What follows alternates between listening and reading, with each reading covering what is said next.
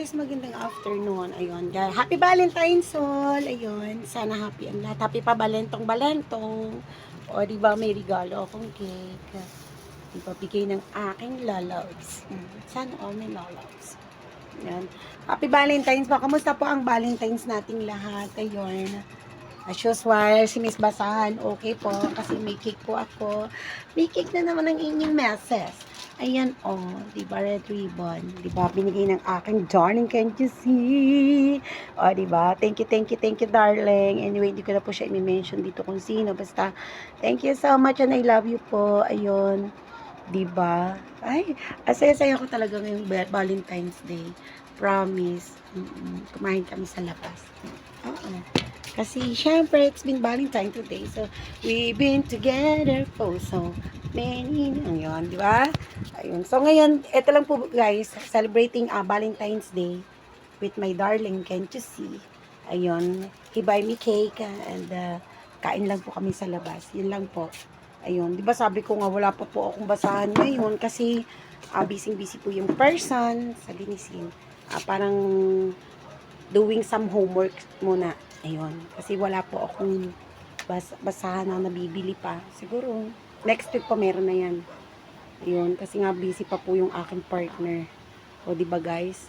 So, sa ngayon po muna, pag ganito-ganito lang muna. Tapos, ayun. Nakasaing na naman ako eh. Wala na naman ako lulutuin. Tsaka, may ulam na ako. O, diba?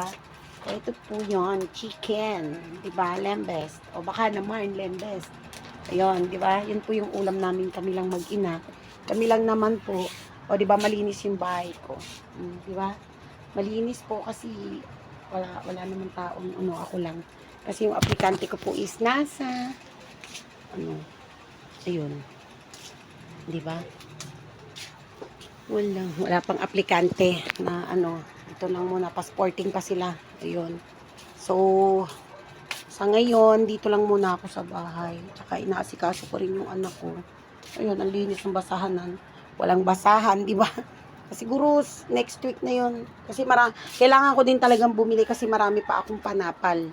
Marami pa din akong, ito, mugmug na. Di ba? So, sa ngayon, wala muna. Yun na lang muna ang gagawin natin. Yung gawain po sa bahay, at least malinis yung bahay ko. Diba? Hindi nakakahiya pag may dumating na bisita. Diba guys? Ayan, ganyan siya. Alam niyo naman ang inyong abang lingkod, malandi sa bahay. Siyempre, kailangan malinis, diba? Kasi yun yung number 1 na kailangan natin, yung linis. Diba?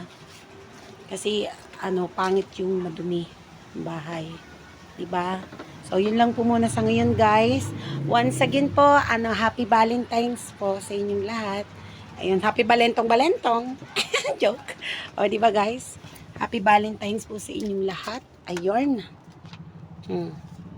Sana masaya po ang lahat. Ayun, give love po, sabi nga. Araw na mga puso at mga nguso. Bye-bye, guys. Thank you po. Don't forget to like and share and subscribe my YouTube channel, Kiray Israel or Miss Basahan po. Bye po. I love you all, guys. Mwah.